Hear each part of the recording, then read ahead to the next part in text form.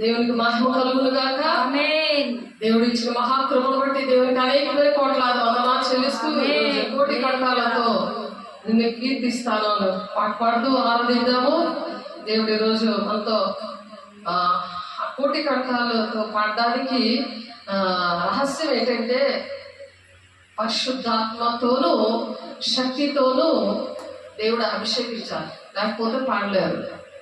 ఎందుకంటే దావీదు భక్తుడు చెప్తాడు 51వ కీర్తనలో, రక్తాపరాధం నుండి నన్ను విడిపించి ప్రభా, అప్పుడు నా నాలుక నీ నీతిని గురించి ఉత్సాహగానం చేస్తుంది అని. కాబట్టి రక్తాపరాధం అంటే చేతులతోని మనం అవయవాలతో చేసిన పాపముల నుండి విడిపించడానికి అవన్నీ ఒప్పుకోమంటాడు. మరి సొలొమోను సామెతల గ్రంథంలో ఉంటుంది 28వ అధ్యాయం 13-14లో, అతిక్రమము దాచిపెట్టేవాడు వర్ధిల్లుడు, ఒప్పుకొని విడిచిపెట్టేవాడే కనికరం పొందుతాడని. కానీ సాతానుడు ఎలాగా చెప్తా ఉంటాడంటే, వేసే రక్తంతో కరిగబడ్డావు కదా, నీ ఇష్టం వచ్చినట్టు నువ్వు జీవించవచ్చు, కరగబడ్డావు కాబట్టి నీ పాపములు ఎప్పుడో క్షమించబడ్డాయి అంటారు. వాళ్ళ పాటలు పాడలేరు, దేవుని స్తుతించలేరు. దేవుని స్తుతిస్తేనే దేవుని అభిషేకము మనలో నుంచి అనుక్షణము జీవజల ధారల్లాగా, జీవ నదిలాగా మరి ఉబుకుతా ఉంటది అనమాట. అలా ఉబుకుతున్నప్పుడే తండ్రి అయిన దేవుడు మరి వాడుకుంటా ఉంటాడు. అపోస్తల బోధలో అద్భుత కార్యాలు చేస్తాడు, వాళ్ళ ద్వారా ఆశ్చర్య కార్యాలు జరుగుతాయి. వాళ్ళని దేవుడే పోషిస్తూ ఉంటాడు, మనుషుల మీద చూడరు వాళ్ళు. దేవుడు పోషిస్తాడు. ప్రతి విషయాల్లో కూడా దేవుడే ఆధారం ఉంటాడు. విశ్వాసంతో వాళ్ళు నిలబడిపోతారు క్రీస్తు అనే బండ మీద పిలుపు దర్శనానికి. ఆ ఉద్యోగం చేస్తూ కూడా వాళ్ళు పని కూడా చేయగలరు. అభిషేకం అనేది అందరికీ అవసరం, ఎందుకంటే యేసయ్య అందరికీ కూడా ఉపకారి అయి ఉన్నాడు. కాబట్టి మనము మేలు చేస్తూ దేవుడు మరి తిరుగుతూ ఉన్నాడు. మేలు ప్రతి ఒక్కరికి కూడా మేలు చేస్తూ ఈ అభిషేకంతో సంచారం చేస్తా ఉన్నాడు. ఆయన మేలు చేయించు అపవాది చేత పీడింపబడిన వారందరినీ కూడా స్వస్థపరచుచు సంచరిస్తున్నాడు. అలా సంచరించాలి మనము, క్రీస్తుని పోలి నడవండి, నాకన్నా మీరు గొప్ప కార్యాలు చేస్తారు అని మత్తయి 24వ అధ్యాయంలో నా పిల్లలు నాకన్నా గొప్పలుగా ఉండాలని దేవుడు ప్రాణం పెట్టాడు. ఆయన ఎందుకు ప్రాణం పెట్టారో అది ఎరుగుటే నిత్య జీవం అని చెప్తున్నాడు. ఆ నిత్య జీవం అనే పరలోక రాజ్యానికి వెళ్ళాలంటే ప్రతి ఒక్కరికి అభిషేకము ఉండాలి. ప్రతి ఒక్కరూ దేవుని అభిషేకము పరిశుద్ధాత్మ శక్తితో దేవుని పని చేయాలి. లేకపోతే అనేకమైన అనారోగ్యాలు, సమస్యలు చీకట్లో వారి కుటుంబాన్ని కుదిపేస్తాయి అన్నమాట. అలాగా నష్టాలు కష్టాలతో బాధలు పడవలసి వస్తుంది. అందుకనే పరిశుద్ధాత్మ దేవుణ్ణి పొందుకున్నాకే శిష్యుల్ని యేసయ్య పంపించారు మేడగదిలో. కాబట్టి ఈ మేడగది అనుభవం అపోస్తల బోధలో దేవుణ్ణి స్తుతించాలి, దేవుణ్ణి ఘనపరిచి కీర్తిస్తూ ఆయన సువార్త పని. సువార్త అంటే మనకు దేవుడు చేసిన మేలు మన సాక్ష్యాన్ని నిలబెట్టుకొని సాక్ష్యాన్ని పాడు చేసుకోకుండా మనం దేవుని పని చేసినప్పుడు దేవుడు మన పని చేయడానికి దేవుడు ఇష్టపడుతున్నాడు. దేవునికి మహిమ కలుగును గాక. మనకేది కావాలంటే ఆ పరలోకతాన్ని తెలుసు అని చెప్తాడు మత్తయి 6:33లో. కాబట్టి మనం దేవుని రాజ్యానికి వారసులుగా ఉండడానికి దేవునికి ఇష్టమైనది చేసినప్పుడు మీకు ఏది కావాలో నేను ఇస్తాను, మీరు ఏది అడిగితే నేను ఇస్తాను అంటాడు 1 యోహాను 3:21. కాబట్టి మనము కోటి కంఠాలతో దేవుని ఆరాధించడానికి అభిషేకం అనేది, పరిశుద్ధాత్మ దేవుడు అనేది, కొరత లేని ఆత్మ అనేది ఉన్నప్పుడు వారు దేవుని మాటలే పలుకుతారని యోహాను 3:34 కొరత లేని ఆత్మ కావాలి. ఏదో ఆత్మ పొందుకొని పరిశుద్ధాత్మ పొందుకుని లాభం లేదు. పని చెయ్యకపోతే నువ్వు పని చేస్తేనే కదా నీకు జీతం. ఇహలోకంలో నువ్వు పని పని కోసం ఎలా పరిగెడుతూ ఉంటావు? దానికన్నా కోట్లు విలువ చేసే కిరీటము నీకు ఇస్తాడు దేవుడు. ఆ బ్యాంకులో దేవుడు పరలోకంలో నీ ధనాన్ని సమకూర్చుకోండి అని చెప్తాడు. ఆ ధనం ఏంటంటే దేవుని మాటలు ప్రకటించడం, దేవుని మేలు చేస్తూ అపవాది చేత పీడించబడిన వారు మాట వినరు.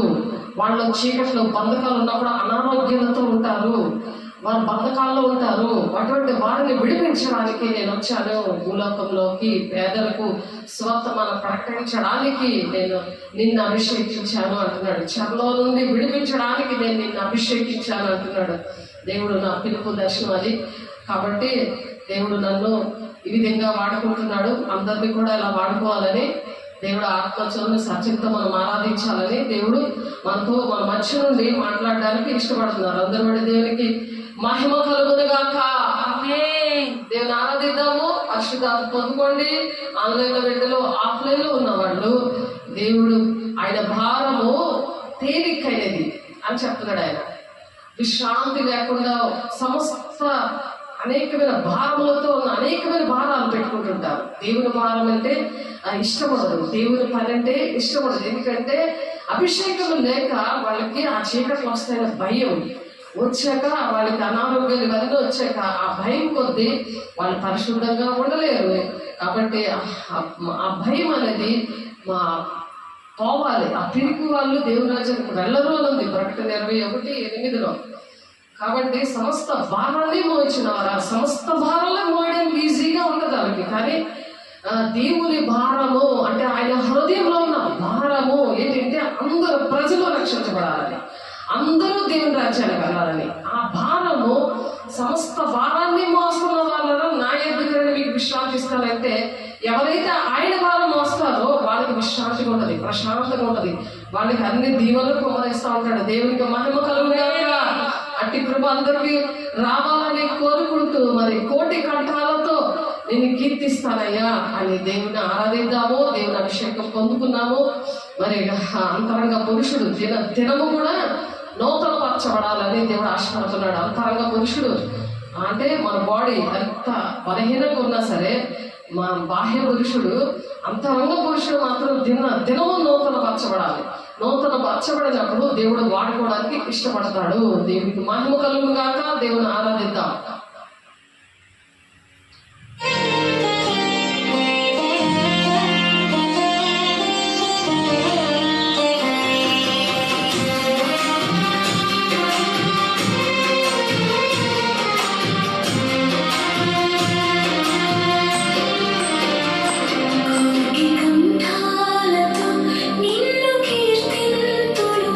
రాగమాలతో నిన్ను ధ్యానింతును.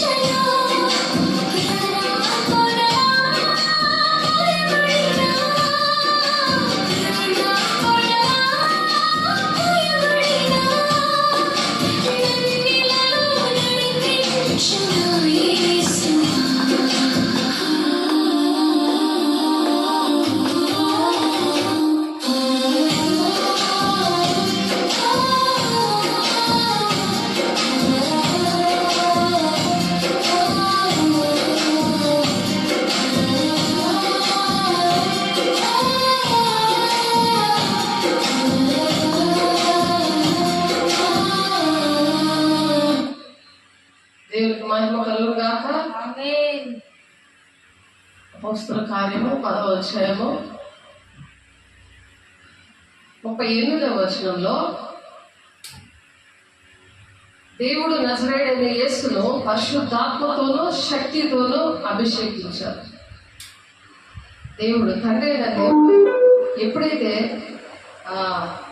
తండ్రి చిత్తాన్ని నెరవేర్చడానికి ఇష్టపడ్డాడో, చెప్పండి, తండ్రి చిత్తాన్ని నెరవేర్చడానికి ఇష్టపడ్డాడో అలాగే మనము కూడా తండ్రి చిత్తాన్ని నెరవేర్చడానికి ఇష్టపడితే అభిషేకము పరిశుద్ధాత్మ శక్తితోనూ అభిషేకించాడు. పరిశుద్ధాత్మతోనూ శక్తితోనూ అభిషేకించాడు యేసయ్య. మరి నువ్వు దేవుని తండ్రి చిత్తాన్ని నెరవేర్చడానికి ఇష్టపడుతున్నావా? చెప్పండి.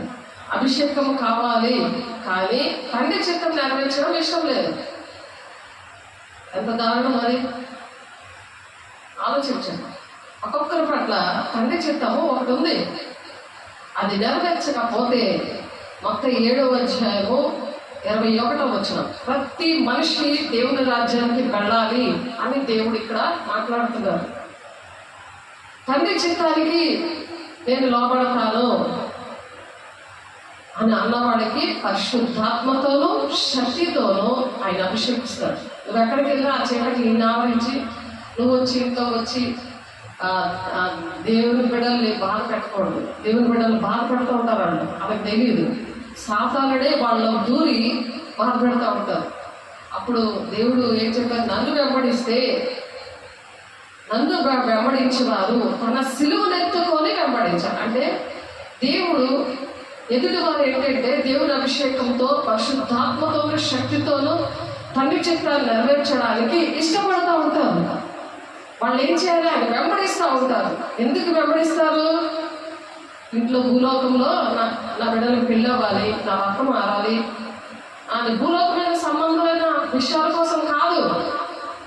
ఫస్ట్ తండ్రి చిత్తం నెరవేర్చాను అని అన్నాం అనుకో, నేను తండ్రి చిత్తం నెరవేర్చడానికే పుట్టాను, నేను తండ్రి చిత్తం నెరవేరుస్తాను. నీ భర్త, నీ పిల్లలు, నీ బంధువులు ఎవరు నీ కోసం ప్రాణం పెట్టలేదు. ఈరోజు ఇలా ఉన్నామంటే, నువ్వు నేను ఇలా ఉన్నామంటే ఎవరు ప్రాణం పెట్టలేదు, ఎవరు అలా ప్రేమించలేదు. ఎవరు ప్రేమించారు? అలాగా నువ్వెంత ప్రేమించినా నిన్ను బాధ పెట్టే జనమే కానీ దేవుడు బాధ పెట్టాడు. కానీ దేవుడు ఉగ్రత చూపిస్తాడు. ఒకసారి నిన్ను చూస్తాడు. ఈ సంఘకాలం అనే కృపకాలంలో నిన్ను చూస్తాడు. నువ్వు క్షమించమని అడుగుతావా? లేకపోతే నేనే పాపం చేయలేదు, యేసయ్య రక్తంలో నా పాపాలు ఎప్పుడో కడిగేశాడు దేవుడు. సంఘకాలంలో ఉన్నాం మనం. ఎందుకంటే ఆయన ప్రాణం పెట్టాడు. 49 వారాలు అయిపోయింది. 70 వారాల ప్రవచనంలో, దానియేలు గారికి చూపించిన ప్రవచనంలో ఈ లోకము అంత లోకము ఎంత ఎలాగ ఎండైపోతుంది, ఏ రాజ్యాలు వస్తాయి, ఎలాగా దేవుడు ప్రతి ఒక్కరిని కూడా ఆ దేవుని రాజ్యాన్ని నడిపించడానికి ఆ ప్లాన్ అంతా కూడా ఆ దర్శనంలో దేవుడు చూపించాడు. దానియేలు గ్రంథము 9వ అధ్యాయంలో మీరు చదివితే అది 70 వారాల కోసం మనం చెప్పుకున్నాం. ఈ కృపకాలంలో మనిషి ద్వారా ప్రతి ఒక్క మనిషి కూడా మరి ఏ విషయాల్లో వాడికి దేవునికి ఇష్టం లేని పనులు చేస్తున్నారో వారి విషయంలో దేవుడు అభిషేకించిన వారిని మాత్రమే వాడుకుంటారు. లేకపోతే ఎన్ని పాపములు చేసినా దేవుడు క్షమించేస్తాడు. ఎందుకంటే ఆయన మన కోసం ప్రాణం పెట్టేశాడు. బాప్తిసం తీసుకున్నాము, దానిలోని అంతా కూడా దేవుడు విడుదల ఇచ్చేశాడు. ఆ రక్తం ద్వారా మనకు విడుదల వచ్చేసింది అని ఒక భ్రమలో బ్రతుకుతా ఉండేలాగా దుష్టుడు ఏంటంటే చేస్తూ ఉంటాడు. అటువంటి బోధలు వినేలాగా దుష్టుడు చేస్తాడు. కాబట్టి వాక్యము దేవుడు ఏంటి చెప్పారు ఆ విషయాలు మరి దేవుని యొక్క అభిషేకం పరిశుద్ధాత్మ శక్తి పరిశుద్ధాత్మతోనూ శక్తితోనూ దేవుడు అభిషేకించినప్పుడు దేవుడు తండ్రి అనే దేవుడు తోడై ఉంటాడు అన్నమాట. తోడై ఉంటాడు కనుక ఆయన మేలు చేస్తూ అపవాది చేత పీడించబడిన వారిని అందరినీ స్వస్థపరచుచు సంచరిస్తున్నాడు ఆయన. అంతేగాని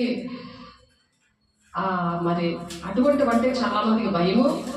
అప్పుడు అపోస్తల కాలంలో జరిగాయి, ఇప్పుడు ఎలాగా జరగట్లేదు అని ఆ సాతానుడు ఆ దొంగ బోధకుల్లో దూరిపోయి వాళ్ళు అలా ప్రకటిస్తూ ఉంటారు. కానీ హెబ్రీలు రాసిన పత్రిక 1వ అధ్యాయము 1వ వచనము చూడండి ఒకసారి.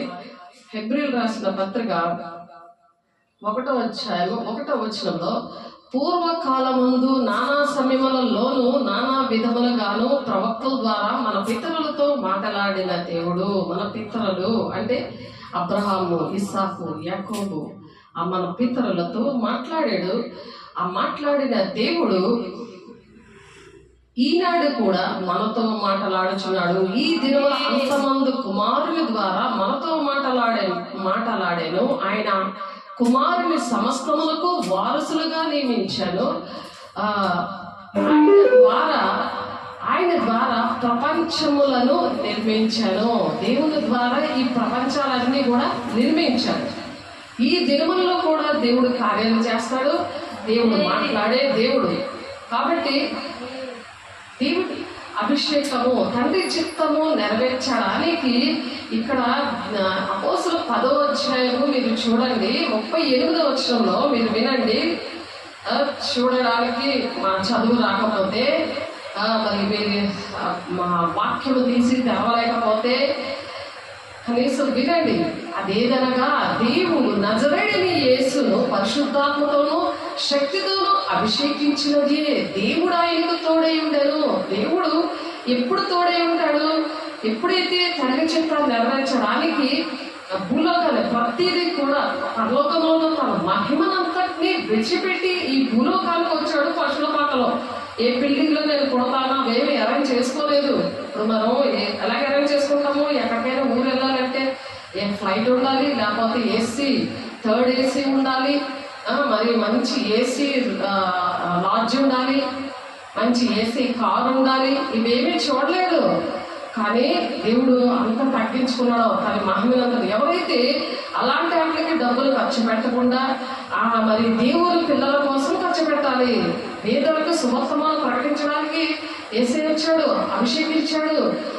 మా విద్యలైన పామరులను బాగు చేయడానికి, రోగులను స్వస్థపరచడానికి దేవుడు వచ్చాడు ఈ భూలోకానికి. మరి నేను నీతిమంతుల కోసం రాలేదు, పాపుల కోసమే నేను వచ్చాను అంటున్నాడు. ఆ పాపంలో శాపంలో ఉన్న వారిని అభిషేకించడానికి మరి మనకి అభిషేకం ఉండాలి కదా. తండ్రి చిత్తాన్ని నెరవేర్చడానికి మరి కుమారుడైన యేసయ్య విధేయత చూపించాడు. ఆ విధేయత అనేది ప్రతి ఒక్కరికి ఈ దినాల్లో ఉండాలి. దేవునికి మహిమ కలుగును గాక. ఉండకపోతే తండ్రి చిత్తాన్ని నెరవేర్చడానికి నువ్వు ఎప్పుడైతే ఇష్టపడతావో అప్పుడు నీకు దేవుని ఆత్మను ఇస్తారు. నీ సేవకులు పరిశుద్ధాత్మతో నింపబడినప్పుడు వాళ్ళు దేవుని ఆత్మతో నింపబడి మరి దేవుని రాజ్యానికి రావడానికి నా ఆత్మీయ బిడ్డలు రావాలి అని అభిషేకం బాప్తిస్మం ఇస్తున్నప్పుడు మరి యేసయ్యనే నాలో చూశారు. ఆత్మీయ నేత్రాలు వాళ్ళకి తెరిచాడు దేవుడు. మరలా ఆడ చేతులేసి ప్రార్థన చేసి మరి బలారాధన ఇచ్చి చేతులేసి ప్రార్థన చేస్తే పరిశుద్ధాత్మతో నింపబడ్డారు. అపోస్తలులు 2:38 ఉంటుంది. బాప్తిస్మం తీసుకోగానే పరిశుద్ధాత్మతో నింపబడతారని ఉంది వాక్యం. కాబట్టి అలాగే నింపబడ్డారు. ఆ నింపబడిన వాళ్ళు ఎలాగంటే దేవుడు పని చేయాలి. అలా చేశారు నా ఆత్మ పిల్లలు. అలాగా గ్లోరీ గాస్పెల్ చర్చ్ ఆర్గనైజేషన్ ఇచ్చారు. గ్లోరీ అంటే మహిమతో కూడిన సువార్త పరిచర్య. అది దేవుడు తండ్రి చిత్తాన్ని నెరవేర్చడం అంటే అలా నెరవేర్చడానికి ఇష్టపడిన వాళ్ళకి అలాగ ఉపవాసాలు లేకుండా దేవుడు అలాగ అభిషేకించాడు. దేవునికి మహిమ కలుగును గాక. కాబట్టి ఎప్పుడైతే తండ్రి చిత్తాన్ని ఆ విధంగా నెరవేర్చకుండా సేవ చేయడం కానీ, లేకపోతే మామూలుగా తండ్రిగా అభిషేకం తీసుకున్న వాళ్ళు కూడా సేవ చేయకుండా ఉంటున్నారు. ఎప్పుడో తీసుకున్నాంలే, ఎప్పుడో ఉన్నాంలే. అది ఎప్పుడు ఏదైనా మనం కొనుక్కుంటే దాన్ని మూల పడేస్తుంది, జమ్ము పట్టేస్తుంది కదా. సేమ్ అలాగే అభిషేకం కూడా అలాగా పరిశుద్ధాత్మ దేవుడు పడుకోబెడతా ఉంటారు అనమాట. ఉజ్జీవంగా ఉండలేదు. ఆ జీవజల నది నేను ఇచ్చి నీళ్ళు త్రాగువారు మరి ఆ విధంగా జీవము యోహాను సువార్త 6వ అధ్యాయము 63వ వచనంలో ఉంటుంది. కాబట్టి అటువంటి జీవజల ధారలు వాళ్ళ నుంచి ప్రవహింపచేస్తాడు అనమాట. అను దినము కూడా బాహ్య పురుషుడు బలహీనంగా ఉన్నా సరే అంతరంగ పురుషుడు బలంగా ఉండాలి, నూతన పరచబడాలి అని దేవుడు ఆశపడుతున్నాడు. అప్పుడు తండ్రి చిత్త, అందుకని నేను తండ్రి చిత్తాన్ని నెరవేరుస్తాను అని ఒక్క మాట చెప్తే ఎవరైనా సరే అలాగ చెప్పినప్పుడు దేవుడు ఏం చేస్తారంటే తండ్రి చిత్తం ఏంటో నీతో వాక్యం ద్వారా సూటిగా మాట్లాడతాడు. నీ కళలో దర్శనాలు ఏమీ రాలేదనుకో, స్వరం ద్వారా నువ్వు మాట్లాడలేదనుకో, ఇతరులు ప్రవచిస్తున్నప్పుడు ఆ ప్రవచనం ద్వారా దేవుడు మాట్లాడతాడు. వాక్యం ద్వారా నీతో ముఖాముఖిగా సూటిగా మాట్లాడతాడు. అలాగ తండ్రి చిత్తాన్ని నెరవేర్చాలని అంతవరకు నీ రక్షణ కాపాడుకోవాలి. ప్రతి ఒక్కరూ రక్షణ కాపాడుకోవాలి, సాక్ష్యాన్ని కాపాడుకోవాలి. ఆ సాక్ష్యాన్ని కాపాడుకున్నప్పుడే సువార్త ప్రకటన చేయడానికి అర్హత అనమాట. సాక్ష్యం పాలు చేసుకొని సువార్త చేయకూడదు, అనారోగ్యంతో సువార్తలు చేయకూడదు. ఏది లేకపోయినా సరే దేవుని అభిషేకము లేకుండా దేవుని పని చేయకూడదు. అది శిష్యులకి దేవుడు నేర్పించినది. కాబట్టి ప్రభువా ప్రభాని నన్ను పిలిచిన ప్రతి వాడు ఈ పనులు చేయకుండా దేవా నాకు అది కావాలి ఇది కావాలి అని పిలవకూడదు.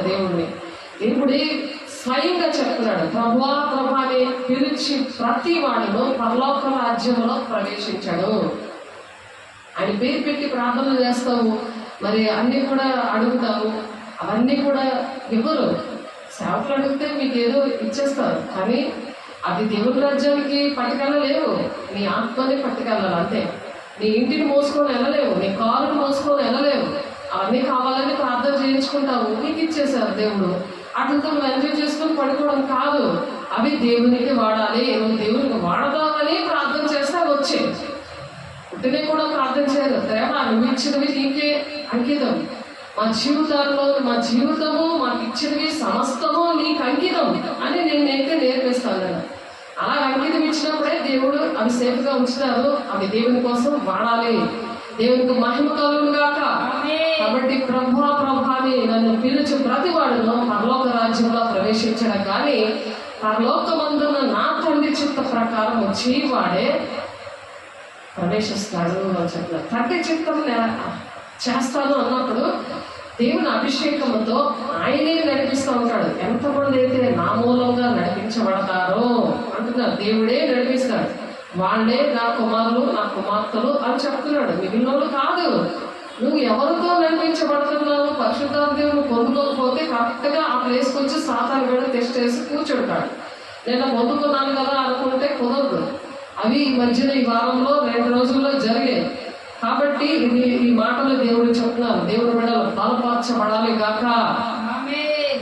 అలాగ బలపరచబడి అలాగా ఎల్లప్పుడు ఇతరులని బలపరచకుండా ఉండలేము. ఇతరులకి ఆ మాటలు నశించిపోతున్న బిడ్డలు, అనారోగ్యంతో ఉన్న బిడ్డల్ని, మరి రక్షణ లేకుండా పాపంలో శాపంలో ఆ తాగుడులో మరి ఆ వ్యభిచారంలో పడిపోతున్న వారికి నువ్వు చెప్పకుండా ఉండలేవు. నువ్వు వింటే నేను చేస్తాను, నువ్వు వినలేనప్పుడు నీ ఇష్టం అది అని నువ్వు ఖచ్చితంగా చెప్పగలవు. నాకేదో బంధం ఉన్నది, నాకేదో శరీర బంధకాలు దేనికి పనికిరావి. ఆత్మీయ బంధమే పనిచేస్తుంది దేవుని రాజ్యాన్ని వెళ్ళడానికి. అందుకే యేసయ్య శిష్యుని చూపించి వీళ్ళే నా తల్లి సహోదరులు అని చెప్పాడు. నా తండ్రి చిత్తం నెరవేర్చిన వారే నా తల్లి సహోదరులు అని చెప్పాడు. బంధాలేమి పనిచేయవు.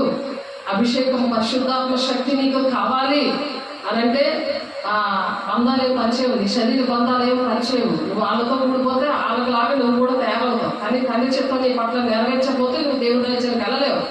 నువ్వు ఎప్పుడైతే నువ్వు రాజీ పడకుండా నువ్వు దేవుని రాజ్యానికి రావడానికి పరిశుద్ధాత్మ శక్తితోనూ అభిషేకంతోనూ నువ్వు నింపబడినప్పుడు తండ్రి అయిన దేవుడు తన కుటుంబాన్ని తన కుమారుడిని ఏ విధంగా విధేయత చూపించినప్పుడే తండ్రి అయిన దేవుడు తోడేమి నడిపించాడు. తండ్రి చిత్తాన్ని నెరవేర్చకపోతే అక్కడ తండ్రి అయిన దేవుడు తోడై ఉన్నాడు, సాతాను కూడా నీకు తోడై ఉంటాడు. వాడే భ్రమపరిచే ఆత్మ. అది ఏ మాట కూడా వినరు అనుంది యోహాను సువార్త 1 యోహాను 4వ అధ్యాయము. ఒకసారి చూడండి, 1 యోహాను 4వ అధ్యాయం చూడండి ఒకసారి. మొదటి యోహాను 4వ అధ్యాయము, చిన్నపిల్లలారా మీరు దేవుని సంబంధులు. వాళ్ళకి చిన్నపిల్లలాంటి మనసు ఉంటుంది. వాళ్ళకి ఇష్టమైనది చేస్తేనే వాళ్ళు మన మాట వింటారు. ఇష్టమైనది చెయ్యకపోతే వాళ్ళు మాట వినరు.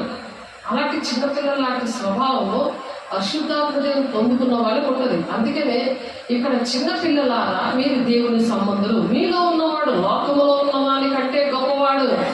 చిన్నపిల్లల మనసు అయితే ఎవరితో తెలుసది? దేవుని మనసు. కాబట్టి నువ్వు అన్నిటికీ లోపడిపోయి నువ్వు మాట వేస్తున్నావు అంటే ఇది చిన్నపిల్లల మనసు కాదు, నీది మతలబు మనసు అన్నమాట. వాళ్ళు కూడా నాకు కావాలి కదా, నాకు టైం వచ్చినప్పుడు వాళ్ళు ఉపయోగపడాలి కదా, వాళ్ళు చేయకపోతే నన్ను ఏమంటారో. అలాంటిది ఏంటంటే అది సాధారణ మనుషులు. మీలో ఉన్నవాడు లోకంలో ఉన్నవాడి కంటే గొప్పవాడు కనుక మీరు వారిని జయించి ఉన్నారు. అటువంటి వారిని మీరు జయించారు. వాళ్ళు లేకపోతే వాళ్ళకన్నా గొప్ప దేవుడు నీతో ఉన్నాడు. నీతో ఉన్నాడు, నేను తోడే ఉన్నాను అంటున్నాడు కదా. ఇక్కడ యోహాను అపోస్తల కాలము 10వ అధ్యాయంలో దేవుడు ఆయనకి తోడైందని గనుక ఆయన ఏం చేస్తున్నాడు? ఆయన మేలు చేస్తున్నాడు. అందరికీ మేలు చేస్తుంటే వీళ్ళు అడుక్కునే వల్ల వస్తారు మీ దగ్గరికి. ఏం అడుక్కోవడానికి? నాకు నొప్పి సలుపు, నాకు దెయ్యాలు పడుతున్నాయి, నాకు నా మీద దెయ్యాలు రాత్రి పడుతున్నాయి, నేను అడుక్కొని తింటున్నాను, నా దగ్గర డబ్బులు లేవు అని అడుక్కుంటారు అన్నింటికి. నీ దగ్గర వచ్చి నువ్వేమో రారాజు పెట్టదు. నువ్వేం చేస్తావు? మేలు చేయొచ్చు. రాకుమారుడు కదా, వేసే రాకుమారుడు కదా, రారాజు బిడ్డగా పరిశుద్ధులు అందరినీ కూడా రాకుమారులుగా చేశాడు కదా ఆయన. దేవుడు ఆయన తోడైందని గనక, తండ్రి దేవుడు ఏసైకి తోడైనాడు కనుక ఆయన ఏం చేస్తున్నాడు? మేలు చేయించు. ఆయన ఏం చేస్తున్నాడు? మేలు చేస్తున్నాడంట. ఆయన మేలు చేస్తూ ఏదో ఒక మేలు చేస్తాం. విన్నవాడికి, విన్నవాళ్ళు కూడా మేలు చేస్తావా? చెప్పు. విన్నవాళ్ళకి నువ్వు ఎందుకు మేలు చేస్తావు? సాధారణకి నువ్వు ఎందుకు ఏకీభవిస్తావు? దొంగలకి నువ్వు ఎందుకు ఏకీపిస్తావు? 50 కీర్తనలో ఉంటుంది, దొంగలకి నువ్వు ఏకీపిస్తే చీల్చేస్తాను, తప్పించాడు అప్పుడు ఉండడు, నీ బోర పని చేయదు. 9 గంటల వరకు అలా పడుకోని ఉంటావు పిచ్చిదాగా, బోర పని చేయదు. ఇంకా దేవుడు ఆయనకు తోడైండని కనుక ఆయన మేలు చేయొచ్చు. ఆయన అపవాది చేత పీడింపబడిన వారిని అందరినీ స్వస్థపరచుచు సంచరిస్తా ఉంటాడు. అపవాది చేత ఎవరితో? అపవాది చేత పీడించబడుతున్న వాళ్ళకి అలా బుర్ర పని చేయదు. నన్ను ఒక్కటి అడగండి, అన్నీ అడగండి, ప్లీజ్ ప్లీజ్ అంటున్నారు. ఆడవాళ్ళు తాగుతుంది, ప్లీజ్ నన్ను ఇది ఒక్కటి అడగండి, నేను తాగుతాను, మా ఆయన తెస్తాడు, నేను తాగుతాను, చక్కగా ఉంటాను, నా పిల్ల ఇక్కడ పెద్ద పిల్ల అయింది, అయినా సరే నేను తాగుతాను, అది ఎలాగైనా సరే, అది ఎలా పోయినా నాకు పర్వాలేదు, స్కూల్ మానిపించే అంటున్నాడు తండ్రి. తండ్రిరా ఆడు దెయ్యమా? ఆలోచించండి. ఆడపిల్లలకి ఈరోజు స్కూల్ మానిపించేస్తా, వాళ్ళకి ఆధారం ఏంటి? 2 ఆడపిల్లలు ఉంటారు. ఎలాగా మరి తల్లిదండ్రులు ఎలా ఉండాలి? అలాంటి వాళ్ళకి ఎలాంటి వార్తలు వెళ్ళి చెప్పాలి? తెలిస్తే వెళ్ళిపోవడమే. వాళ్ళ మాట వినాలి, వాళ్ళ మాట వినాలి. దేవా నాకు అటువంటి అభిషేకం ఇయ్యు, వాళ్ళు ఉన్న దెయ్యాలు వెళ్ళగొట్టే అభిషేకం ఇయ్యు, లేకపోతే నేను వెళ్ళను, నీ పాదాలు పట్టుకుని ఉంటాను, నన్ను అభిషేకించు. తండ్రి చిత్తాన్ని నేను నెరవేర్స్తేనే రేపు పొద్దునే దేవుని రాజ్యం, లేకపోతే అక్రమం చేయవలసిన కొండి మీరు ఎవరో నాకు తెలియదు అంటాడు దేవుడు. ఆయన పేరు ఎంతకాలం మాడుతున్నావు? నువ్వు దేవుడు బిడ్డగా నువ్వు తయారైపోవాలి కదా. దేవుడు లాగొచ్చింది మా వదిన, మా అత్త, అలాగనుకోవాలి. దేవుడు లాగొచ్చి మా జీవితాలు కట్టింది అని దేవుడు ఎంత సంతోషపడతారు, కుటుంబాలు ఎంత సంతోషపడతారు. దేవుడు మాటలు చెప్పలేనప్పుడు, అవి చేత కాలేనప్పుడు తండ్రి చిత్తాన్ని నెరవేరిస్తే దేవుడు అటువంటి అభిషేకం ఇస్తాడు. లేకపోతే ఎలా ఉంటారంట? వారి లోకంలో, మీలో ఉన్నవాడు లోకంలో ఉన్నవాడి కంటే గొప్పవాడు. ఆ గొప్పవాడితో నువ్వు ఉండాలి. సాతానుగాడు ఉన్న మనిషితో ఉండకూడదు. ఆమెకి ఎక్కిపించుకుని ఆమెతో తిరుక్కొని నీ టైం వేస్ట్ చేసుకుని డబ్బులు వేస్ట్ చేసుకోకూడదు. కనుక మీరు వారిని జయించి ఉన్నారు, మీరు జయించారు. నా మాట వింటే తండ్రి చిత్తాన్ని నెరవేర్చడానికి మీరు నా మాట విని, అనేక మంది ఎవరైతే వింటున్నారో వాళ్ళ కోసం అసలు దేవుడి మాటలు తెలియకుండా ఉన్నారు. అలాంటి వాళ్ళకి నువ్వు సహాయం చేయాలి. దేవుడి మాటలు విని ఆ కుటుంబాలు రక్షించాలి. అలాంటి వాళ్ళకి నీకు కనికరం రావాలి. యేసయ్యకి కనికరం వచ్చింది. అటువంటి ప్రజలు చూసి, అలాంటి రోగులను చూసి, అలాంటి దెయ్యాలు పట్టిన వాడు కనికరం వచ్చింది. వీళ్ళకి అన్నీ తెలిసిండి, దేవుడు నమ్ముకొని బాప్తిసం తీసుకొని ఇలాంటి పిచ్చి వేషాలు వేస్తుంటే ఆ దగ్గర కనికరం వస్తుందా? అన్నీ తెలుసు కాబట్టి తెలుసుండి ఇవన్నీ పాపకి చర్చలో మీరు చేయండి, దేవుని పిల్ల ఆశీర్వాదకరంగా ఉండాలి, తల్లిదండ్రుల పాపాలు పిల్లల మొడిలో పోస్తానని ఇరవై 32:18 ఉంది. కాబట్టి మీరు ఆ పిల్లలు ఇంకా మానేయండి, ఈ చెత్త పనులన్నీ మానేయండి. ఇప్పటికైనా 2 ఆడపిల్లలతో మీరు చక్కగా దేవుని సన్నిధికి రండి అని పిలుస్తుంటే సాతానుగాడు వెన్నెవట్లే ముదిరిపోయిన కేసు అనమాట. అందుకే రక్షించే వారి పట్లను, నశించే వారి పట్లను మిమ్మల్ని నేను శ్వాసంగా చేశాను అంటున్నాడు. రక్షించబడిన వారు అంతవరకు ఆ రక్షణ కొనసాగించట్లేదు. భయముతోనూ వణుకుతోనూ మీరు రక్షణని కొనసాగించుకోండి. అంటే బాప్తిసముగానే రక్షణ వచ్చేసింది, పాపక్షాపం వచ్చేసింది అనుకుంటున్నారు. అది అంతం వరకు కూడా ఆ రక్షణ కాపాడుకోవాలి. అంతవరకు రక్షణ కూడా మనం ఆ రక్షణ కాపాడుకోవడం దానికే కృపా సింహాసనం దగ్గర విమర్శించుకుంటూ మీరు తను విమర్శించుకుంటూ మీరు తీసుకోండి యేసు రక్తం, అప్పుడు మీకు తీర్పు పొందకపోదురు అని ఉంది వాక్యం. యెషయా భక్తుడు రాశాడు. ఆ యెషయా గ్రంథంలో 1వ అధ్యాయం నుండి 39వ అధ్యాయాల వరకు కూడా ఈ తీర్పు కోసమే ఆయన చెప్తా వచ్చాడు. ఇలాగ మాట వినలేని తిరుగుబాటు చేసే ప్రజల కోసం. వాళ్ళు కళ్ళారా చూస్తారు, చెవులారా వింటారు, కానీ వారు హృదయం క్రొమ్మినది అని రాస్తాడు. కాబట్టి ఆయన ప్రవక్త ఉండి కూడా ఆయన మరి అపవిత్రమైన పెదవులు గలవాడను నేను అని ఏడుస్తాడు దేవదూత దగ్గర. ఆ నిప్పులతో ఆ పెదాలు కాలుస్తాడు. ఆ పెదాలతో మంచి మాట్లాడాలని ఆ వాక్శక్తి, అలాంటి ఆ నిప్పులతో ఆ దేవదూత కాల్చినప్పుడు ఆ పరిశుద్ధత పొందుకుంటాడు. తను అలా పరిచర్య చేస్తాడు. అలా తన భార్య కూడా ప్రవక్తలాగే ఉంటుంది, తన పిల్లలు కూడా, మగ పిల్లలు కూడా అలాగే. ఆ కుటుంబం ఏంటంటే యెషయా గారు మరి ఆ విధంగా రంపముతో పోయబడ్డారని ఉండదు. అటువంటి పరిచర్య చేశాడు. ఫిబ్రవరి పత్రిక 11వ అధ్యాయంలో ఆ విశ్వాసం లిస్టు, దేవుని కోసం త్యాగం చేసేవాళ్ళు, తండ్రి చిత్తాలు నెరవేర్చే వాళ్ళ లిస్టు అందులో ఉంటుంది. అందులో యెషయా గారిది కూడా ఉంది. కాబట్టి వారు లోక సంబంధులు కనుక లోక సంబంధులైనట్లు మాట్లాడుదురు, లోకము వారి మాట విను. నువ్వు లోక సంబంధం కాదు కదా, నువ్వు లోక సంబంధమైనట్టు నువ్వు లోక సంబంధులతో లోక సంబంధులే మాట్లాడుకుంటే వాళ్ళే లోక సంబంధాలు మాటలే వాళ్ళు వింటారు, మన మాటలు వినరాళ్ళు. మనం మాట వినకపోతే వాళ్ళతో ఉండకూడదు, వాళ్ళతో వేరేగా ఉండాలి. తండ్రి చిత్తాలు నెరవేర్చిన వాళ్ళే నా తల్లి సహోదరులు అని వాళ్ళతోటి ఒక కాంటాక్ట్లో ఉంటే నువ్వు యేసయ్య చూడండి ఎలాగైతే అపవాదిగా పీడించబడ్డారో ఆ పరిశుద్ధాత్మ శక్తితోనూ మరి పరిశుద్ధాత్మతోనూ ఆయన శక్తితోనూ దేవుడు అభిషేకించాడు. అలాగే విధేయత చూపించాలి తండ్రి విషయంలో.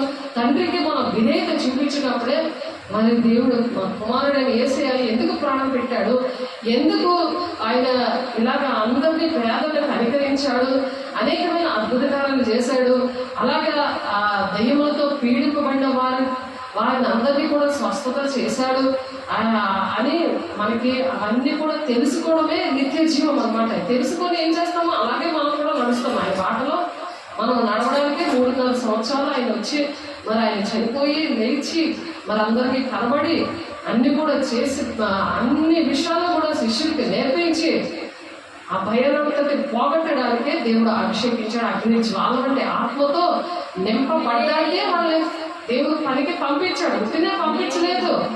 ఆ తండ్రి యొక్క అభిషేకము మరి యేసయ్యకి అవసరమైంది. బాప్తిస్ము పరిశుద్ధాత్మ దేవుడు ఆ పరిశుద్ధాత్మతోనూ శక్తితోనూ ఆయన అభిషేకించబడ్డాడు యేసయ్య. అపోస్తలుల 10:38 మరి నీ వద్ద నువ్వు తీసుకుంది అభిషేకము వద్ద ఆత్మ లేనివాడు నావాడు కాడు అంటున్నాడు. రోమ 8:9 అందుకే ఉండి కూడా ముసలమ్మలాగా కూర్చొని నువ్వు లోకస్తుల దగ్గరికి వెళ్ళిపోయి లోకంలో ఉన్నవాడి కంటే మరి నీలో ఉన్నవాడు గొప్పవాడని మర్చిపోయి అపవిత్రమైన ప్లేసులు వెళ్ళి వాళ్ళు ఫోన్లోనే మాట్లాడతారు, మాట వింటే వస్తాను లేకపోతే లేదు.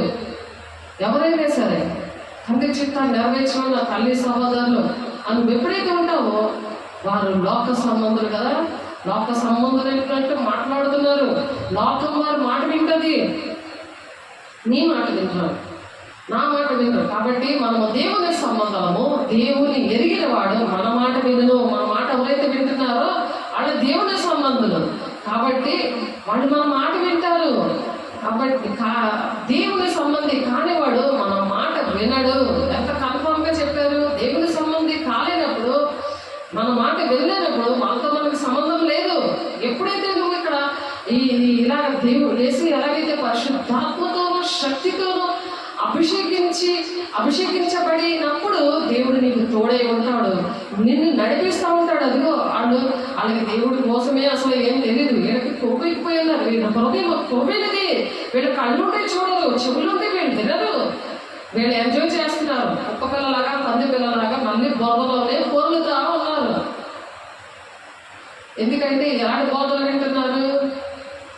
పరిశుద్ధాత్మ పొందుకోకుండా యేసే రక్తం ద్వారా మనకు విడుదల ఎప్పుడో వచ్చేసింది అనే బోధలు వింటున్నారు. నువ్వు అంతవరకు రక్షణ కాపాడుకోకర్లేదు. ఇష్టం వచ్చేటి ఎలా బ్రతికినా నీకు పర్వాలేదు. ఎందుకంటే యేసే మన కోసం ప్రాణం పెట్టాడు. కాబట్టి అనుక్షణమా ఆయనకి సిలువేస్తూనే ఉండాలి. బాహాటంగా ఆయనకి సిలువేయాలి అని సాతాను నీలో ఉండి నువ్వు అభిషేకం పొందుకోకపోతే నిన్ను ఆ విధంగా వాడుకుంటాడు. నీ గొప్పతనాల కోసమే నువ్వు జీవిస్తూ ఉంటావు. నీకున్న డబ్బులన్నీ నీ గొప్పతనాల కోసమే నువ్వు వాడుతూ ఉంటావు. దేవుని గొప్ప చేయడానికి, దేవుని మహిమపరచడానికి, దేవునికి ఇష్టంగా ఉండడానికి, దేవునికి ఆ డబ్బులు ఖర్చు పెట్టి మరి నువ్వు ఒక చెయ్యి ఇచ్చి నువ్వు రెండో చెయ్యి తెలియకుండా నువ్వు స్వస్థపరిచినా సరే, దెయ్యం వెళ్ళగొట్టినా సరే, అవేమి ఎవరికి కూడా తెలియకుండా ఎవరికి చెప్పొద్దు అని చెప్తా ఉంటాడు యేసయ్య. ఆ దెయ్యములు వెళ్ళగొట్టిన వాడిని ఈ విషయం ఎవరికి చెప్పొద్దంటే ఊరంతా అలా చెప్పేస్తూ ఉంటారు.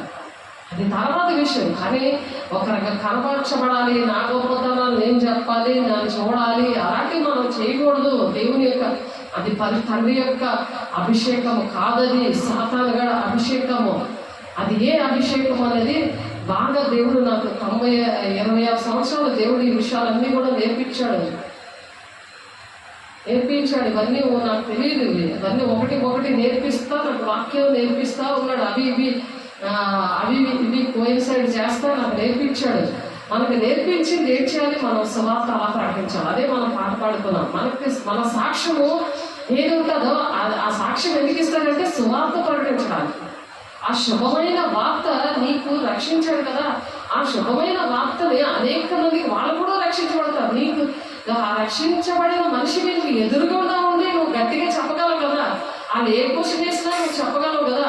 ఎవరో రక్షించబడిన సాక్ష్యాలు నువ్వు చెప్పుకుంటే వాళ్ళు తెచ్చి నువ్వు కట్టలేవు కదా. ఇక్కడ వాళ్ళు రారు కదా. ఆ చనిపోయిన వాళ్ళ సాక్ష్యాలు కూడా తీసి చెప్పకూడదు మనం. ఎందుకు? నువ్వు ఫస్ట్ సాక్షిగా ఉంటే నీ జీవితంలో జరిగింది ఆ తండ్రి యొక్క పరిశుద్ధాత్మ శక్తితోనూ పరిశుద్ధాత్మతోనూ శక్తితోనూ మనం దేవుడు అభిషేకిస్తాడు. దేవుడు తోడై ఉంటాడు. చూడండి, దేవుడు తోడై ఉంటాడు. అప్పుడు నేను చెప్పగలవు. నేను ఇది ఏది చెప్తానో నా దేవుడు తోడై ఉండి ఇక్కడ నిలబెట్టాకే వస్తుంది. ఆ టైటిల్ కానీ, ప్రార్థన కానీ, పాట కానీ అవి అక్కడే నేను నిలబెడితేనే వస్తుంది. అక్కడ మాట్లాడతాడు దేవుడు. 4 రోజులు ఏది చెప్పాలి ప్రభా అని అలాగే ఏడుస్తా, దేవుడు వాక్యం చదువుతా, దేవుడు మాటలు పాటలు ఇవన్నీ కూడా నేను చూస్తాను. కానీ అవన్నీ కూడా నేను ధ్యానించిన, అవన్నీ కూడా నేను రాసుకున్నా. దేవుడు అలా నిలబెట్టేసి మాట్లాడుతూ ఉంటాడు. ఎందుకంటే ఆయన హృదయంలో భారం, అది ఆయన భారం మనం మొయ్యాలి. అదే నన్ను వెంబడించేవాడు తన సిలువనెత్తుకొని వెంబడించాలి. ఈ భారము అది తేలికైనది అని ఉంది. నా భారము చాలా సులువైనది, తేలికైనది అని ఉంది వాక్యం. ప్రతి భారాన్ని మీరు సాతానుడు ఏం చేస్తాడు? అన్ని భారాలు మీతో మోయించేస్తూ ఉంటాడు. అలసిపోయి విశ్రాంతి లేదు కదా. విశ్రాంతి లేని సమస్త భారాన్ని మోయించిన సమస్తమైన జనులారా నాయకులండి మీకు విశ్రాంతి కలిగి చేస్తాడు. ఆ విశ్రాంతి ఏంటో తెలుసా? దేవుని యొక్క భారమును మోసవనుకో నీ కన్ని కట్లు కూడా, నీ ఇంట్లో కట్లు, నీ ఊర్లో కట్లు, దేశంలో కట్లు అన్నీ తెగిపోతాయి. అందుకే సంపూర్ణమైన భక్తి కలిగి ఉండి, మాన్యతైన భక్తి కలిగి ఉండి మనుషులందరి కోసం ప్రార్థన చేయండి, రాజుల కోసం ప్రార్థన చేయండి. అది దేవుని దృష్టికి అనుకూలమైనది అంటున్నాడు. నువ్వు నెమ్మదిగాను సుఖంగాను బ్రతకాలంటే ఇది నువ్వు కంపల్సరిగా చెయ్యాలి అని చెప్తున్నాడు. అది చేయకుండా నా గొప్పతనాలు నాది పాపాలు ఎప్పుడో దేవుడు క్షమించేశాడు అని కాదు. నువ్వు క్షమించాడంటే నువ్వు పని చేయగలిగి ఉండాలి. నీలో ఏ పాపము లేదంటే నువ్వు దేవుడి పని చేయగలిగి ఉండాలి. దేవుడు ఏం చెప్పాడో ఆ ఆజ్ఞ పాటించాలి. ఆ పనులు నువ్వు చేస్తూ ఉండాలి. ఆయన ఎరుగుటే నిత్య జీవం అంటున్నాడు. ఆయన ఎరగాలి. ఆయన ఏ పని చేయడానికి ఎందుకు ఈ భూలోకానికి వచ్చాడనే విషయం నీకు బాగా తెలియాలి. అలాగా ఆయనలాగా నువ్వు పునరుత్థానుడుగా ఉండగలవు. పునరుత్థానం ర్యాప్చర్లో ఆ కనురెప్ప పాటలోనే నువ్వు వెళ్ళాలి అని అంటే అనుక్షణము కూడా నువ్వు తండ్రి చిత్తాన్ని నెరవేర్చాడు. దానికే ఇష్టపడాలి. ఇష్టపడేలా చేసేదే అభిషేకం. పరిశుద్ధాత్మ దేవుడు ఆ అభిషేకం నీకు తోడే ఉంటుంది. ఆ దేవుడు తండ్రి దేవుడే నీకు తోడే ఉండి నడిపిస్తాడు. కాబట్టి దేవుని సంబంధి కానివాడు మన మాట వినడు. నీ మాట విన్నప్పుడు నువ్వు గడ్డ పడుతూ బదులాడు పర్లేదు, ఆయన చూసుకుంటాడు. అక్కడ నుండి ఆయన కర్మలంటాడు. నీ కథ అయిపోయింది ఇక్కడ నుంచి. ఇందువల్ల మనము సత్యస్వరూపి ఆత్మ ఏదో బ్రహ్మపక్ష ఆత్మ ఏదో తెలుసుకునిచున్నాము. సత్యస్వరూపి అన్న ఆత్మ ఏంటంటే సర్వసత్యంలో నడిపిస్తుంది. నాకు అభిషేకం కావాలంటే నీకు రాదు. ఎందుకంటే నువ్వు తండ్రి చిత్తాన్ని నెరవేర్చడానికి ఇష్టపడలేదు కదా. నీ ఇంటి చిత్తం నీ రాజ్యంలో కట్టుకోవడానికి నీకు పెళ్ళిళ్ళు, నీ పిల్లల పెళ్ళిళ్ళు, నీకు ఉద్యోగము, నీకు కారు, నీకు మేడలు అన్నీ కావాలి. డబ్బు కోటీశ్వరులాగా అయిపోవాలి.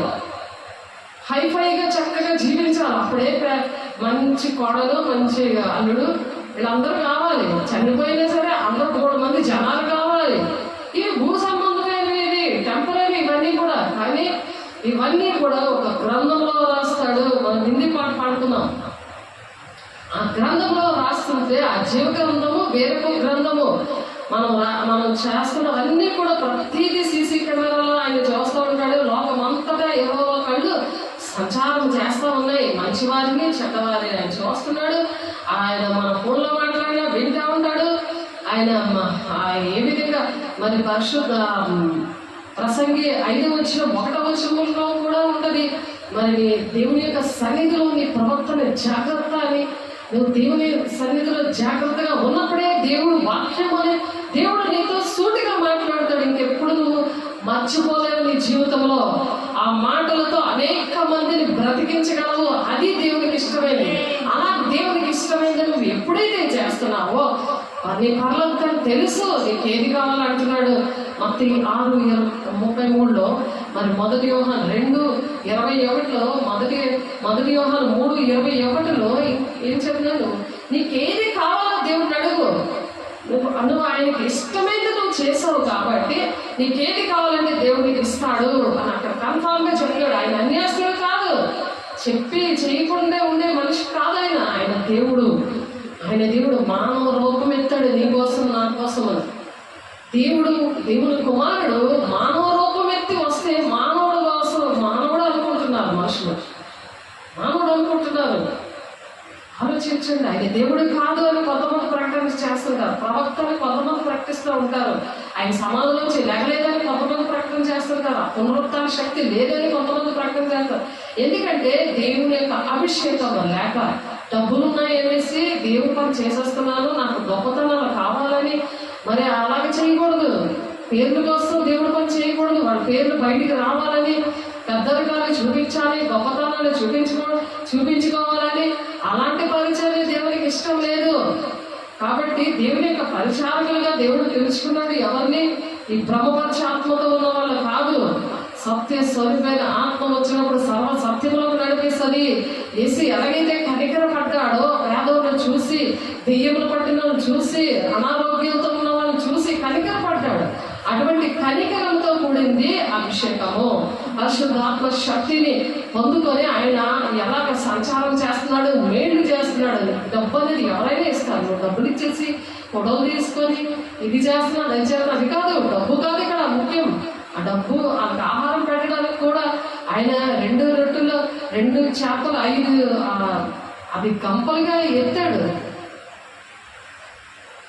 కాదు 12 గంపలు ఎత్తి ఆ చిన్నపిల్లడు ఇచ్చాడు.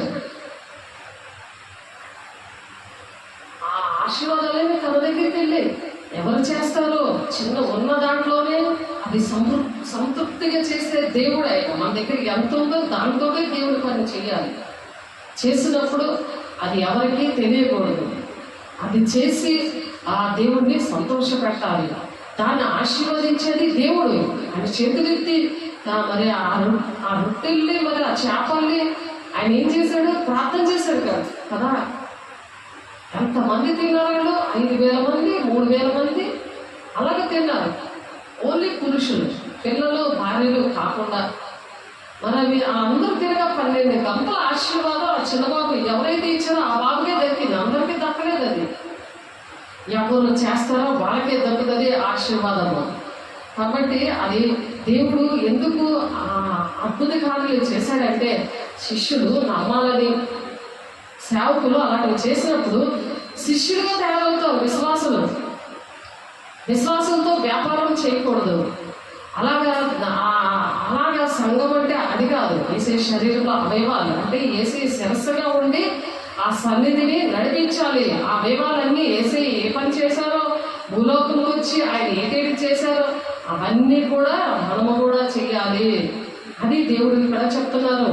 దేవుని బిడ్డ నువ్వు ఎలా ఉన్నామో ఒకసారి మనం సరి చేసుకునే విషయాలు. అపోస్తుల కార్యం 2:22 ఇశ్రాయేలు వారులారా, ఈ మాటలు వినిడి దేవుడు నజరేయుడైన యేసు చేత అద్భుతములను మహత్కార్యములు సూచక్రియలను మీ మధ్యన చేయించి ఆయన తన వలన మెప్పు పొందిన వాణిగా మీకు కనపరచాను. ఇది మీరే ఎరుగుదురు. దేవుడు ఆ విధంగా ఆ మెప్పు పొందడానికి ఆయన ఇష్టపడలేదు, కానీ వాళ్ళు అలాగా మెప్పు పొందడానికి ఆయనైతే ఇష్టపడలేదు.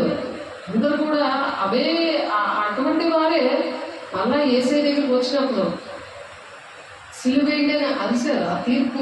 ఆ తీర్పులో నిలవబెట్టారు. కాబట్టి మనం ఏంటంటే దేని విషయంకైనా దేవుడు చూస్తున్నాడు అనే బాధ ఆ తలంపుతో మనం ఉండాలి. కీర్తనాకారుడు కూడా చెప్తున్నాడు, మనము వారి పట్లు తెంపుదము రండి, వారి భాషలను మన యొద్ద నుండి పారవేయదము రండి అని చెప్పుకుంటున్నారు. అక్కడ కీర్తన 2:2 భూరాజులు యెహోవాను ఆయన అభిషక్తునికి విరోధముగా నిలబడుచున్నారు, ఏమికలి ఏకీవించి ఆలోచన చేయించున్నారు. మన కోసం అలాగా యేసయ్య కోసం అలాగా ఆలోచించున్నారు, మన కోసం కూడా ఆలోచిస్తూ ఉంటారు. దాన్ని మనకి ఏంటంటే అట్లన్నిటి నుండి కాపాడేది ఏంటంటే దేవుని యొక్క అభిషేకం. మరి దినదినము నూతన పరచబడ్డం. అందుకే ఆయన తండ్రిన దేవుడు తోడై ఉంటాడు అనమాట. అలాంటప్పుడు ఆకాశమందు ఆశ్రయుడైన వాడు నవ్వుచున్నాడు అంటున్నారు.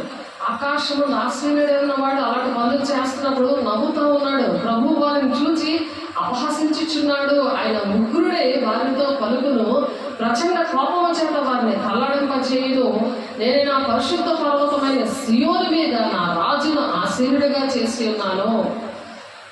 కట్టడలను నేను వివరించదను. యెహోవా నాకు ఇలాగ సెలవిచ్చాను, నువ్వు నా కుమారుడు, నేను నిన్ను కని ఉన్నాను అంటున్నాడు. అప్పుడు అంటే దేవుడు అలాగేసి బాధ పెడుతూ ఉంటే నవ్వుతున్నాడు, ఇలా చేస్తున్నారు కానీ నేను దీన్ని కన్నాను అంటున్నాడు. అలాగే తండ్రి అయిన దేవుడు మనల్ని కన్నాడు. యేసయ్యని కన్న దేవుడే మనల్ని కూడా కన్నాడు అభిషేకంతో. ఆయన తోడే ఉన్నాడు, పరిశుద్ధాత్మతోనూ అగ్నితోనూ అభిషేకించాడు ఆయన. ఎందుకంటే తండ్రి చిత్తం నెరవేర్చడానికి, ఆ తండ్రి చిత్తం నెరవేరిస్తేనే దేవుని రాజ్యానికి వెళ్తాము. అది బాగా గుర్తుపెట్టుకొని అంచె దినాల్లో అందరి మీద ఆత్మలు కుమారిస్తాను. అంచె దినాల్లో మీ యవ్వనులు దర్శనాలు చూస్తారు, మీ వృద్ధులు కలలు కంటారు, మీ కుమారులు మీ కుమార్తెలు ప్రవచిస్తారు, మీ సేవకుల మీద మీ సేవకురాండ్ల మీద నేను అభిషేకం కుమ్మరిస్తాను అని యోవేలు గ్రంథంలో 2:28 ప్రవచిస్తాడు యోవేలు గారు. అది అపోస్తులు 2:17 నెరవేర్పులోకి వచ్చింది. కాబట్టి అంచె దినాల్లో మన పిల్లలు ప్రవచించాలి. వాళ్ళ సెల్ ఫోన్తో నాటకాలు ఆడడానికి కాదు, చెత్త చదువులు చదువుకోవడానికి కాదు, వాళ్ళు అభిషేకించబడాలి. అటువంటి అభిషేకము మన పిల్లలకి, మన కుటుంబానికి మరి మనం పొందుకున్నామంటే, మనం అటువంటి కార్యాలు మనం చేస్తున్నామంటే వాళ్ళు కూడా చేస్తారు.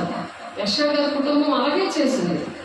ఆ నిప్పులతో కాల్చాడు, అవి ఆయన నాలుకని కాల్చాడు. చూడండి యెషయా గ్రంథంలో 6వ అధ్యాయము పరిశుద్ధుడైన ప్రవక్త విషయంలో ఎంత ఎలా ఉన్నారో చూడండి. ఆయన ఎంత నేను అయ్యో అపవిత్రమైన పెదవులు గలవాడను, అపవిత్రమైన జనముల మధ్య నేను నివసిస్తున్నాను, నువ్వు అపవిత్రమైన జనముల మధ్యకి వెళ్ళి నువ్వు ఎలాగా మరి దేవుని అగ్నితో కాల్చబడవా? నీ పెదాలు అగ్నితో కాల్చబడాలి. భాషలతో మాట్లాడుతున్నప్పుడు అగ్నితో కాల్చబడతాయి. దేవుని ఆత్మ వచ్చినప్పుడు నువ్వు భాషలతో వాక్శక్తిని అనుగ్రహించిన కొద్దీ అన్ని భాషలతో నువ్వు మాట్లాడతావు. అన్ని భాషలు మాట్లాడరు అగ్నితో కాల్చబడటం ఏంటది? రాజైన విజయ మృతి పొందిన సంవత్సరం అత్యున్నతమైన సింహాసనం ఉంది ప్రభు ఆశ్రయుడై ఉండగా నేను చూచితిని. ఆయన చొక్కాయ అంచులు దేవాలయములు నిండుకోవాలంట. ఆయన చొక్కాయ అంచులు ప్రభు ఆశ్రయుడై ఉండాలి. ఆలయంలో అంచులు దేవాలయము ఆయన చొక్కాయ అంచులు ఎక్కడ ఆశ్రయుడై ఉన్నాయంట? అంచులు దేవాలయం నిండుకొని ఉందంట. ఆయనకు పైగా శరాబులు నిలిచి ఉన్నాయి. ఒక్కొక్కరికి 6 రెక్కలు ఉన్నాయండి. ఆ దూతలు ఆ ఆలయంలో అలా ఉండాలి. ఒక్కొక్కరికి 6 రెక్కలు ఉందని ప్రతి వాడు 2 రెక్కలతో తన ముఖమును రెండింటిని తన కాళ్ళను కప్పుకొని రెండింటితో ఎగురుతున్నాయి. కాళ్ళు ఎందుకు కప్పుకున్నాయి? యెహోవా తండ్రి దేవుడుతో మాట్లాడడానికి. 2 కాళ్ళు కప్పుకోరు, సాక్స్ వేసుకోరు, మరి షూ వేసుకున్నా సరే ఉల్పీడి ఎక్కిపోతారు.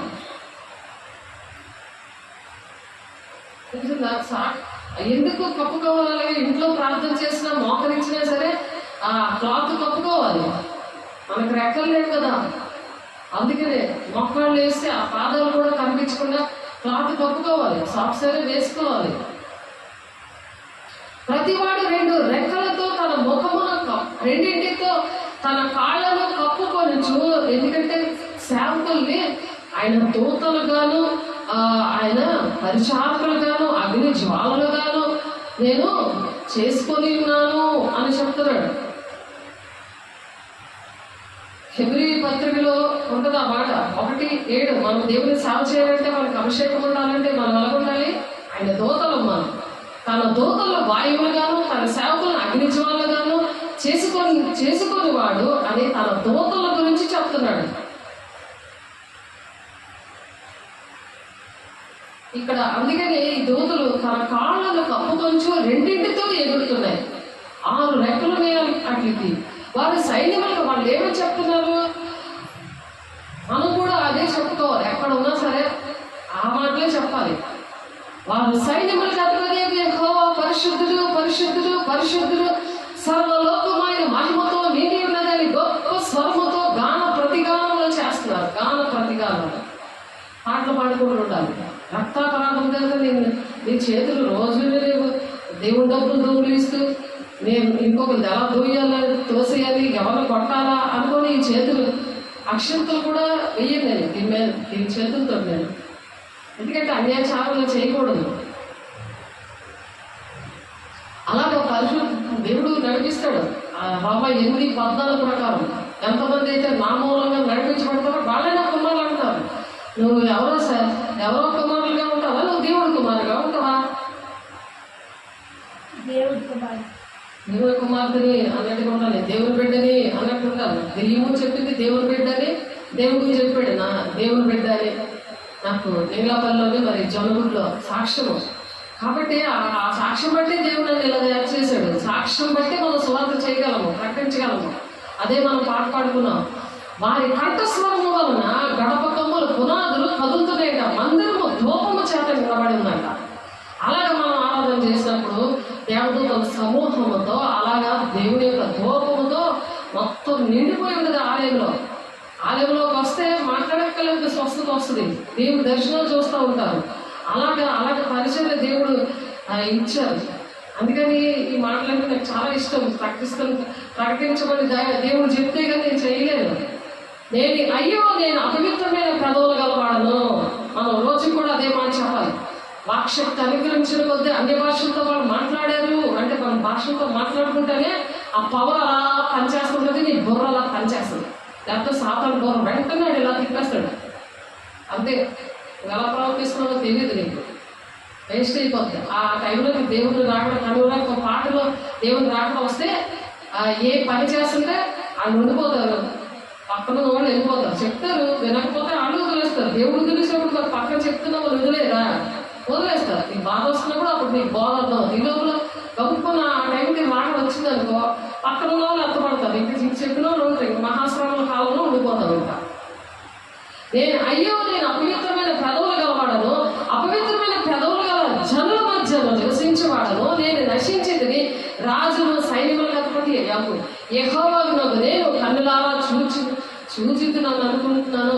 యెహోవాను నేను కన్నులారా చూచితున్నానని అనుకుంటున్నాను అంటున్నాడు. అప్పుడు ఆ శరాబుల్లో ఒకడు తన బలిపీఠం మీద నుండి కారుతో తీసిన నిప్పును చేత పట్టుకొని పట్టకలతో తెచ్చి ఒక నిప్పుని తెచ్చి ఎగిరి వచ్చి నా నోటికి దాన్ని తగిలించాడు. ప్రవక్త నోరే అపవిత్రమైన పెదవులు గలవాడినని ఆ దేవదూతలు చూసి, ఆ దేవదూతలు ఎంత భయంతో భక్తితో ఉంటే అటు చూసి అలాగే నువ్వు దేవదూతలాగా ఉంటే నీ భయం భక్తి చూసి వాళ్ళు వణుకుతారు. నేను అపవిత్రమైన పెదవులు గలవాడని అని అవి కూడా ఒప్పుకుంటాయి.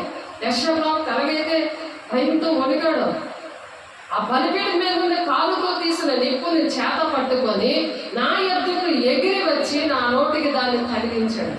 అలాగే నీకు దేవదూత తగిలిస్తాడు. అదే వాక్శక్తి, అదే భాషలతో నువ్వు మాట్లాడుతున్నాడు. డైరెక్ట్గా దేవునితో మాట్లాడడం అని ఉంది వాక్యం. కాబట్టి ఇది నీ పెదవులకు తగిలేది కనుక నీ పాపములకు ప్రాయశ్చిత్తమాయన అన్నాడు. అప్పుడు అపవిత్రమైన మాటలు రావు, అబద్ధాలు నీ నోట్లో చచ్చినా రావు, బూతులు నీ నోట్లో చచ్చినా రావు. దేవుని రాజ్యానికి రావాలంటే కండ చిత్తం నెరవేర్చాలంటే దేవుని అభిషేకం కావాలి. అభిషేకం పొందుకొని నువ్వు పడుకోవడం కాదు, పరిగెట్టాలంటే దేవుని అభిషేకం అనుదేవము కూడా నువ్వు పొందుకుంటూ ఉండాలి. పొందుకొని దేవుని వాక్యాలు చదువుతూ ఉండే, వాక్యం వింటూ ఉండి, ప్రార్థన చేస్తూ ఉండి, దేవుని పాదాల దగ్గర దేవా నన్ను ఈరోజు ఏం చేయబడతావు అని ప్రతి విషయం కూడా తండ్రి అయిన దేవుడు అడుగుతూ ఉన్నాడు. పరిశుద్ధాత్మ దేవుడు సహాయం చేస్తున్నాడు. తండ్రి కుమార పరిశుద్ధాత్మ దేవుడు సహాయం చేస్తాడు. ఆయన ఒక వ్యక్తి, ఒక మనిషి నీ ఒంట్లో ఉంటాడు, నాకు తోడై ఉంటాడు, నాలో ఉంటాడు అని. ఇది నీ పెదవులకు తగిలిన కనుక నీ పాపములకు ప్రాయశ్చిత్తమాయను, నీ దోషము తొలగిపోయాను అని చెప్తున్నాడు. అప్పుడు నేను ఎవరిని పంపాలి అని అడుగుతున్నాడు. మా నిమిత్తం ఎవడు పోవును అని ప్రభువు సెలవీయగా నేను విన్నాడు. అప్పుడు ఎప్పుడైతే అభిషేకం పొందుకుంటావో నీకు స్వరం వినపడుతుంది. దేవుడు నీతో మాట్లాడడం స్టార్ట్ చేస్తారు. అక్కడ అభిషేకంలో నీతో మాట్లాడు. నీకు కళలు రావు, దర్శనాలు రావు, వాక్యం విన్నా నీ హృదయం కఠినమైపోయింది కదా, అందుకనే దేవుడు నీతో మాట్లాడు. దెయ్యం మాట్లాడుతూ ఉంటుంది. అవే కళలు వస్తాయి, యోధా మెత్తలు ఉంటుంది, విస్తారమైన తలపాట్ల వల్ల విస్తారమైన కళలు వస్తుంటాయి. అలాగే అనేకమైన చోట్ల దర్శనాలు ఉన్నాయి. నా పరిచర్యలో కూడా కళలు, దర్శనాలు, ప్రవచనాలు, దెయ్యం గడివి చూపించమున్నాయి, దేవుని పిల్లలు చూపించమున్నాయి. కాబట్టి అంతటా నేను చిత్తగించము, నేనున్నాను, నన్ను పంపు అని అన్నాడు. ఎవరికి ఎందుకు ఇష్టం ఉండట్లేదు? దేవుడు చూపించిన సేవకులు ప్రార్థన చేస్తుంటే అన్ని విడుదల చూపించినా వాళ్ళకి అర్థం ఉంటుంది. ఎందుకంటే అలా అభిషేకం లేదు. వాళ్ళ బాధ భరించలేక వీళ్ళు సేవకులు ప్రార్థన చేస్తుంటే వాళ్ళకేమో కళలు వస్తాయి, దర్శనాలు వస్తాయి, నువ్వు ఈ పని చేయి, నువ్వు దేవుని అభిషేకం పొందుకో అన్నప్పుడు వాళ్ళు పశ్చాత్తాపడాలి, ఆక్రమాలు కట్టుకోవాలి, దేవుని ఆజ్ఞలు పాటించాలి. అవన్నీ చేసినప్పుడు ఆ దేవుని సేవకులతో కనెక్షన్లో ఉంటే దేవుడికి మీకు మధ్యవర్తిగా ఉన్న వాళ్ళు మాట విన్నప్పుడు దేవుడు వెంటనే ఏం చేస్తాడు? ఆ స్వరం వినేలాగా దేవుడు మిమ్మల్ని అక్కడ అభిషేకిస్తాడు. అప్పుడు నేనున్నానయ్యా అని పని చేయడానికి నువ్వు చెప్పగలవు. లేకపోతే నువ్వు వెళ్ళాలంటే దేవుడు చూపించినా సరే నేను వెళ్ళను, నాకు భయము తిరిగితనం సాతాను కూడా నీలో ఉంటే భయం వేస్తుంది. దేవుడు వెళ్ళమన్నా సేవకులు నీకు మధ్యవర్తిలో ఉన్నా నువ్వు చెయ్యవు. ఎందుకంటే దేవుడు భూ సంబంధమైనవి నాకు కావాలనుకుంటున్నావు, కానీ తండ్రి చిత్తాన్ని నెరవేర్చి దేవుడి రాజ్యానికి వెళ్ళాలి. దేవుడి బిడ్డ ఆ విధంగా ఉండాలని దేవుడు ఆశపడుతున్నాడు. కాబట్టి ఆయన నీవు పోయి ఈ జన్లో ఇట్లా మీరు నిత్యము వెలిచిందో కానీ గ్రహింపకున్నారు. ఆ పనప్ప చెప్పాడు యెషయా గారు, మీరు నిత్యము వింటున్నారు కానీ మీకు గ్రహించట్లేదు. అందుకే వాక్యం అర్థం అవ్వదు. నీ పోయి జనులతో ఇట్లా మీరు నిత్యము వినిచుందరు కానీ గ్రహింపకుందరు, నిత్యము చూసుకుందరు కానీ తెలుసుకోలేకుందరు. ఏసై కనపడినా సరే వాళ్ళకేమో అర్థం అవ్వదు. ఏదో ఫోటో చూసినట్టు దేవుడు కనపడ్డాడంటే ఎంత భాగ్యం, దేవుడు నన్ను వాడుకోవాలని ఇష్టపడుతున్నాను, నా సేవకులు నన్ను ప్రేమించి వాళ్ళకి పరిచయం చేసి వాళ్ళు ఇష్టపడినప్పుడు దేవుడు నాకు కనపడ్డాడు, 2-3 సార్లు నాకు కనపడ్డాడు. కానీ అది ఏలకోలం అయిపోయింది దేవుడితో. నాతో పెట్టుకోవట్లేదు, దేవుడితోటే పెట్టుకుంటున్నారు. కాబట్టి నిత్యము వినుచుందరు కానీ గ్రహింపకుందరు, నిత్యము చూచుందరు కానీ తెలుసుకోనకుందరు. వారు కన్నులతో చూచి, చెవులతో విని, హృదయముతో గ్రహించి, మనసు మార్చుకొని స్వస్థత పొందకపోవునట్లు ఈ జనుల హృదయము క్రొప్ప చేసి వారి చెవులు మందపరిచి వారి కన్నులు మూయించమని చెప్తున్నాడు. ఇంకొద్దు నేను మాట్లాడను, ఆ కళ్ళు మూయించాయి అంటే ఇంకా దర్శనాభావం నీకు. నీ హృదయం కొమ్మికపోయింది, ఎందుకంటే దేవుడు మాట వినట్లేదు, దేవుడు చెప్పినవన్నీ గురించి పట్టించుకోవట్లేదు. వాళ్ళ హృదయం కొమ్మినది, వాళ్ళ చెవులు మందపరచబడ్డారు కానీ దేవుని స్వరం వినలేవు, హృదయం ఆ వాక్యం వినలేవు, వాక్యం గ్రహించలేవు. మందమైపోయింది. మందపరిచి వారి కన్నులు పోయించమని ఆ పని చెయ్యనేసి యెషయా గారికి చెప్పాడు.